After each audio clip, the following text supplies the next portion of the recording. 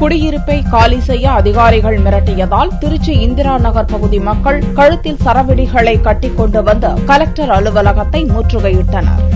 திருச்சி ஸ்ரீரங்கத்திற்குட்பட்ட இந்திரா நகர் பகுதியில் மாநகராட்சிக்கு சொந்தமான புறம்போக்கு நிலத்தில் 48 குடும்பத்தினர் வீடு கட்டி வசித்து வருகின்றனர். அந்த வீடுகளை காலி செய்யுமாறும் வீட்டு வசதி வாரியத்தில் வீடுகள் தருவதாகவும் அதிகாரிகள் தெரிவித்தனர். ஆனால் மாற்று இடம் அளிக்காத நிலையில் குடியிருப்புகளை இடிக்க முயற்சிப்பதாக குற்றம் சாட்டி குடியிருப்பு வாசிகள் திங்கட்கிழமை அன்று கழுத்தில் சரவெடிகளை அணிந்து வந்து கலெக்டர் அலுவலகத்தை முற்றுகையிட்டனர். 35 வருஷமா 48 குடும்பம் குடியிருக்கிறோம் சார் இந்திரா நகர்ல. அவங்க மாநகராட்சி நாங்க வீடு வந்து இடிக்க சொல்லி எங்களை ஆர்டர் போட்டதா சொல்லி சொன்னாங்க. நாங்க என்ன சொல்றோம், எங்களுக்கு வீடு கொடுத்துட்டு நீங்க பண்ணுங்கன்னு சொல்லி நாங்களும் சொன்னோம். செய்யறேன்னு சொன்னாங்க. ஆனா அதை செய்யல.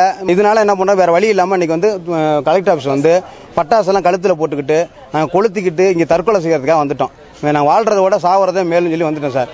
ஏழை மக்களை வந்து இவங்களுக்கு ஏன் வீடு கொடுக்காம எங்களை விரட்டணும்னு நினைக்கிறாங்க அப்படிங்கிறது எங்களுக்கு ஒன்றும் புரியல.